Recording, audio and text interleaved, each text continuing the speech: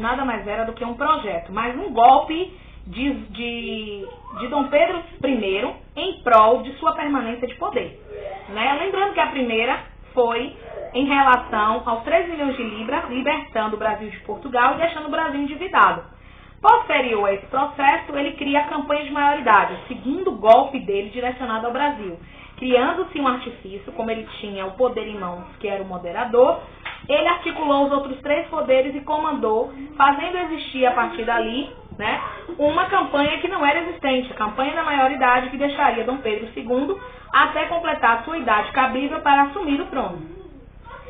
No segundo reinado, que é o reinado de Dom Pedro II, a regência ela é designada, retirada, né, como um regime, e passa a exercer um segundo reinado. Lembrando que as características desse segundo reinado são características totalmente adversas do seu pai.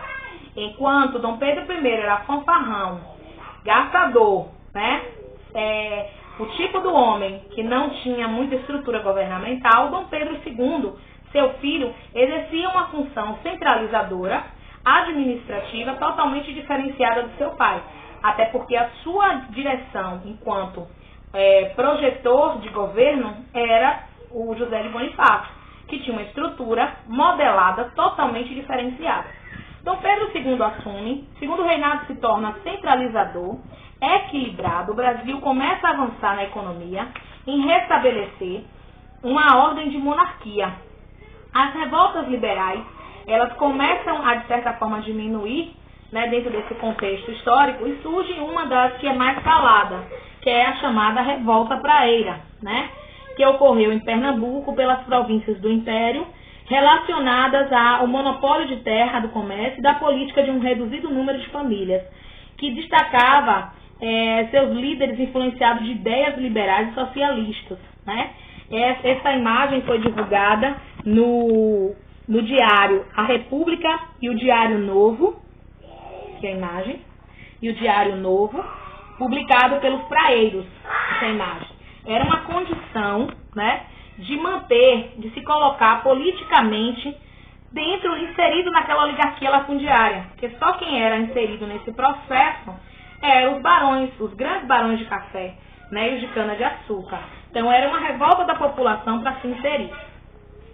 Esse partido, esse sistema de partido parlamentar do segundo reinado é bem interessante, porque ele tem uma moldura muito firme e aparente com a nossa estrutura social atual, né?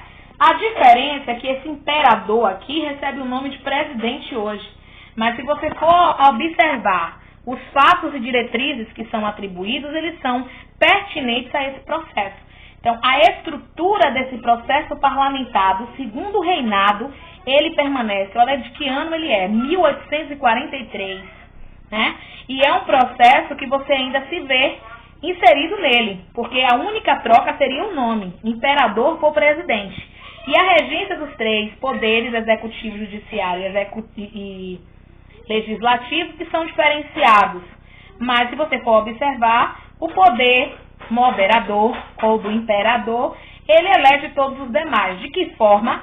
Se ele não assinar qualquer que seja o documento, é como se não fosse sancionado, legitimado.